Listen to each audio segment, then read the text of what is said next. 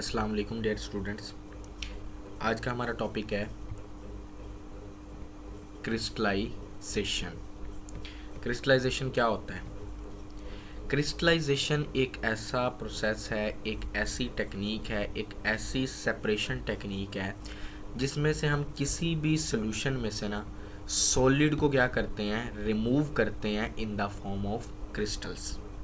यानी कि बेसिकली कोई भी आपके पास सॉल्यूशन है, ठीक है, कोई भी आपके पास सॉल्यूशन है, उस सॉल्यूशन के अंदर से हमने जो सोल्यूट हैं उनको सॉलिड जो है, उनके अंदर जो सोल्यूट है उसको सॉलिड फॉर्म के अंदर, क्रिस्टल की फॉर्म के अंदर क्या करना है, अलग करना है, सेपरेट करना है। तो इस अमल को हम क्या कहते हैं, क्रिस्टलाइजेशन।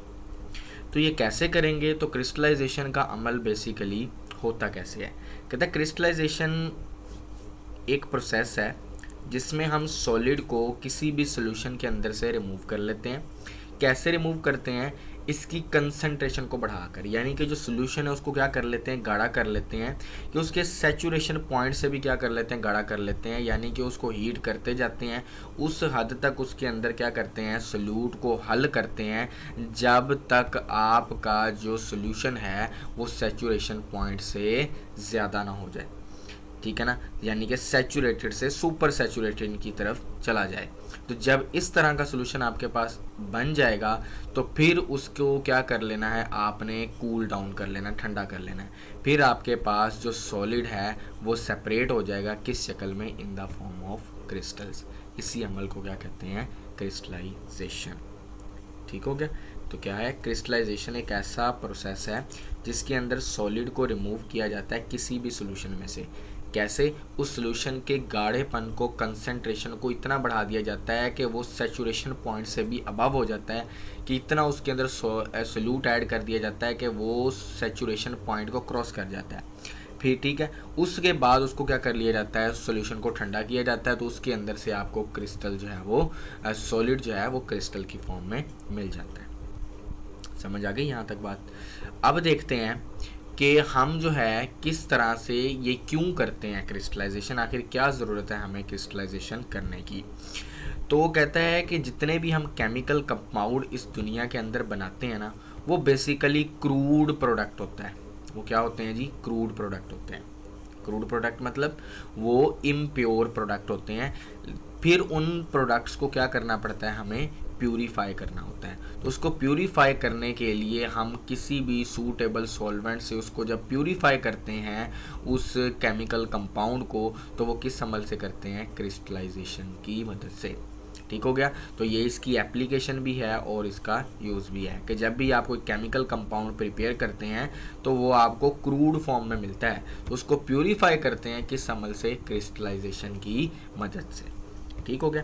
अब इसका बेसिक प्रिंसिपल क्या है कि क्रिस्टलाइजेशन किस बेसिक प्रिंसिपल के ऊपर क्या करती है जी, काम करती है। ठीक है, क्रिस्टलाइजेशन किस अमल के ऊपर काम करती है? क्रिस्टलाइजेशन इस अमल के ऊपर काम करती है कि आप एक सूटेबल क्या ले लें, सॉल्वेंट ले लें। उस सूटेबल सॉल्वेंट के अंदर आप सॉल्यूट को क्या कर लें, डिज़ोल्व कर लें। डिज़ोल्व करने के बाद उसको हाई टेम्परेचर के ऊपर क्या कर लें, कंसंट्रेट कर लें, ठीक है ना, और उसको सैचुरेटेड सॉल्यूशन बना लें। फिर जब उसके अंदर excess amount of solute add हो जाए तो फिर उसको ठंडा करने के बाद क्रिस्टल्स की फॉर्म में निकाल लें। ये क्या है जी, आपका इसका बेसिक प्रिंसिपल। दोबारा बता देता हूँ बेसिक प्रिंसिपल क्या है जी। आपने कोई सूटेबल सॉल्वेंट ले लेना है, उसके अंदर सॉल्यूट को ऐड कर लेना है, हाई टेम्परेचर के ऊपर ऐड करना है ताकि उसके अंदर मैक्सिमम अमाउंट ऑफ सॉल्यूट जो है वो क्या हो जाए, ऐड हो जाए। ठीक है ना, इतना maximum amount of solute add हो जाए कि सॉल्यूशन जो है वो सैचुरेशन पॉइंट से अबव चला जाए, सुपर सैचुरेशन की तरफ चला जाए। फिर आप उसको क्या करेंगे, उसको कूल डाउन करेंगे तो आपके पास जो सॉलिड होगा वो क्रिस्टल की शक्ल में आपको मिल जाएगा। यहाँ तक समझ आ गया क्रिस्टलाइजेशन? अब देखते हैं क्रिस्टलाइजेशन के अंदर कौन कौन से प्रोसेस जो है वो इन्वॉल्व होते हैं, कौन कौन से स्टेप होते हैं। ठीक है जी, सबसे पहला स्टेप होता है जी चॉइस ऑफ सॉल्वेंट।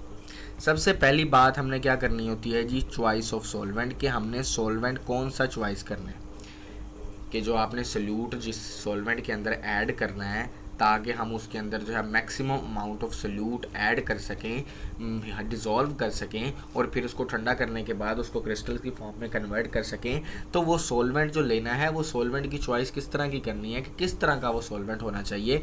कहता है solvent is chosen on a hit and trail method. Hit and trail method मतलब तुक्का लगाएं, ठीक है ना, इसी मेथड के ऊपर कि आप हिट एंड ट्रेल मेथड तुक्के की मदद से जो है वो आप सोल्यूशन सॉल्वेंट जो है वो चूज़ कर लें, ठीक है ना। वो कैसे आपको पता चलेगा कि आप जो है वो ना नंबर्स और मुख्तलिफ़ किस्म के सॉल्वेंट्स को बार बार इस्तेमाल करें, फिर आप इस नतीजे पर पहुंचेंगे कि आपने अब कौन सा जो है वो सॉल्वेंट यूज़ करना है। लेकिन हाँ, कहता है हम कुछ फीचर्स बता देते हैं कि आप अगर सॉल्वेंट्स बहुत सारे इस्तेमाल कर रहे हैं तो उन सॉल्वेंट्स में से आपको कौन सा सॉल्वेंट चूज़ करना होगा। उनके अंदर ये वाले जो है वो क्या होने चाहिए, प्रॉपर्टीज़, ये वाली कुछ करैक्टरिस्टिक्स, ये वाले कुछ फीचर्स होने चाहिए उन सॉल्वेंट्स के अंदर। जिस सॉल्वेंट्स के अंदर आपको ये फीचर्स मिल जाएं तो वह आप सॉल्वेंट यूज़ कर सकते हैं, वो इस क्रिस्टलाइजेशन के लिए आइडियल सॉल्वेंट होगा।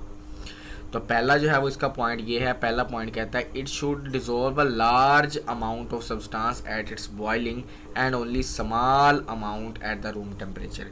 कि सॉल्वेंट ऐसा होना चाहिए जो मैक्सिमम अमाउंट ऑफ सोल्यूट को डिज़ोल्व कर ले बॉइलिंग पर और मिनिमम अमाउंट ऑफ सोल्यूट को डिज़ोल्व करे रूम टेम्परेचर पर। यानी कि रूम टेम्परेचर पर मिनिमम अमाउंट को डिज़ोल्व करे, यानी कि स्मॉल अमाउंट को डिज़ोल्व करे, और बॉइलिंग पर वो लार्ज अमाउंट सोल्यूट को क्या कर ले, डिज़ोल्व कर ले अपने अंदर, ठीक हो गया। दूसरा, it should not react chemically with solute. कि सॉल्वेंट ऐसा होना चाहिए जो आपके सोल्यूट के साथ कतई तौर पर केमिकली रिएक्शन ना देता हो, ठीक हो गया।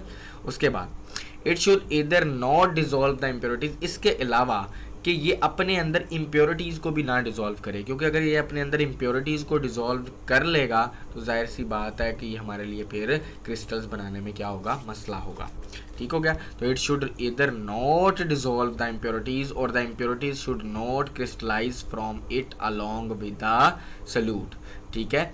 तो ये क्या ना करे, पहला तो इम्प्योरिटीज़ को डिज़ोल्व ना करे, उसके बाद इम्प्योरिटीज़ को क्या करे, सोल्यूट के साथ क्रिस्टल्स की फॉर्म में भी कन्वर्ट ना करे, यानी कि सोल्यूट को अलग दे, हमें इम्प्योरिटीज़ को अलग दे, ऐसा सॉल्वेंट हमें चूज़ करना होगा।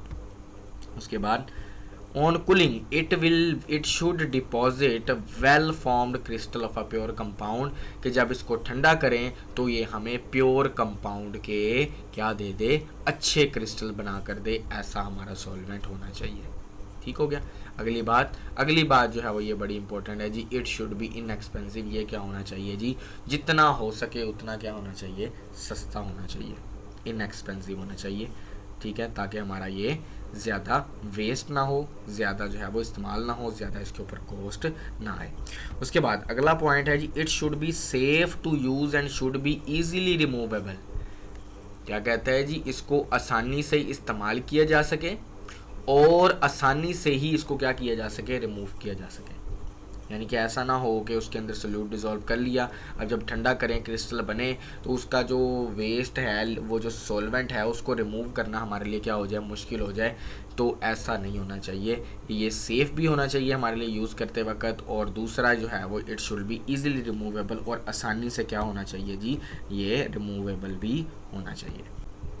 अब हम देखेंगे कौन कौन से सॉल्वेंट्स हैं जो क्रिस्टलाइजेशन के अंदर हम इस्तेमाल करते हैं, वो कौन कौन से हैं। वो कुछ सॉल्वेंट्स यहाँ पर दिए गए हैं जिनको मोस्टली हम क्रिस्टलाइजेशन के अंदर इस्तेमाल करते हैं। वो सबसे पहला कौन सा है जी, वाटर, ठीक है, रेक्टिफाइड स्पिरिट, उसके अलावा absolute ethanol, di ethyl ether, acetone, chloroform, carbon tetrachloride जिसको CCl4 भी कहते हैं, एसिटिक एसिड और पेट्रोलियम ईथर। ये तमाम ऐसे सॉल्वेंट्स हैं जिनको हम क्रिस्टलाइजेशन के अंदर क्या करते हैं, इस्तेमाल करते हैं। आगे वो कुछ ऐसी बात बता रहा है कि अगर आपके पास कोई सूटेबल सॉल्वेंट आपको नहीं मिलता, यानी कि अगर आपके पास कोई सूटेबल सॉल्वेंट नहीं होता जो क्रिस्टलाइजेशन के लिए आपको चाहिए, वो अगर सूटेबल सॉल्वेंट आपको नहीं मिल रहा, तो फिर आप क्या करेंगे, फिर कहता है कि आप कम्बिनेशन करेंगे, 2 या 2 से ज़्यादा सॉल्वेंट को आपस में क्या करेंगे, कंबाइन करेंगे, कंबाइन करने के बाद उसको मिसिबल सॉल्वेंट क्या होना चाहिए, मिसिबल का क्या मतलब होता है, अगर दो लिक्विड चीज़ों को आपस में हम क्या करें, डिसॉल्व करें, तो वो क्या होगा, मिसिबल होंगे।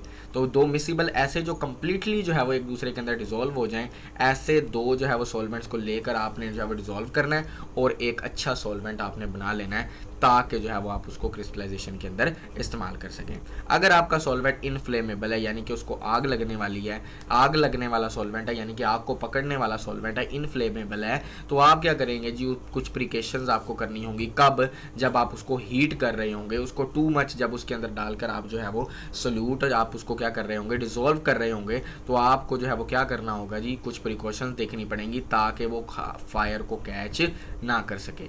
ठीक है, तो इस केस के अंदर जो है वो आप आमतौर पर क्या इस्तेमाल करेंगे जी, वाटर बाथ करेंगे। डायरेक्ट हीट नहीं देंगे, बल्कि क्या करेंगे, वाटर बाथ करेंगे। इससे दो फायदे होंगे। पहला फ़ायदा तो ये होगा कि कम्प्लीटली जो है मुकम्मल तौर पर उस सॉल्वेंट को जो है वो हर तरफ से कंप्लीट मुकम्मल तौर पर हर साइड से क्या मिलेगी, हीट मिलेगी। दूसरा इससे फ़ायदा ये होगा कि वो फायर को भी कैच नहीं कर सकेगा। इस तरह जो है वो हमारे लिए ये क्या होगा, सेफ फॉर अस। ठीक हो गया जी। उम्मीद है कि यहाँ तक आपको ये टॉपिक समझ आ गया होगा, क्लियर हो गया होगा। अगर इससे रिलेटेड किसी का कोई क्वेश्चन है तो वो पूछ सकता है। नेक्स्ट वीडियो में हम देखेंगे क्रिस्टलाइजेशन होती कैसे है। अब हमने चॉइस ऑफ सॉल्वेंट देखा, क्रिस्टलाइजेशन देखी कि किस तरह से हो रही है, उसके अंदर से कौन कौन से प्रोसेस हैं, उसका बेसिक प्रिंसिपल देखा, उसकी डेफिनेशन देखी, उसकी एप्लीकेशन देखी, और उसके बाद हमने देखा कि वो जो सॉल्वेंट उसके अंदर इस्तेमाल करना है उसकी चॉइस कैसे करनी है। ये हो गया। अब हम अगले लेक्चर में देखेंगे कि हम जो है वो क्रिस्टलाइजेशन करवाते कैसे हैं, उसके जो स्टेप्स हैं वो कौन कौन से हैं, आगे फर्दर स्टेप्स को आगे लेकर चलेंगे। फिर जो है वो कैसे सैचुरेटेड सोल्यूशन बनता है, फिर उसको जो है वो फिल्टर कैसे किया जाता है, उसको जो है वो ड्राई कैसे किया जाता है, पहले उसको कूल कैसे किया जाता है, फिर उसको ड्राई कैसे किया जाता है, फिर उसके अंदर से इम्प्योरिटीज़ कैसे रिमूव की जाती हैं। ये सारा हम नेक्स्ट लेक्चर में देखेंगे। तब तक के लिए अल्लाह हाफिज़।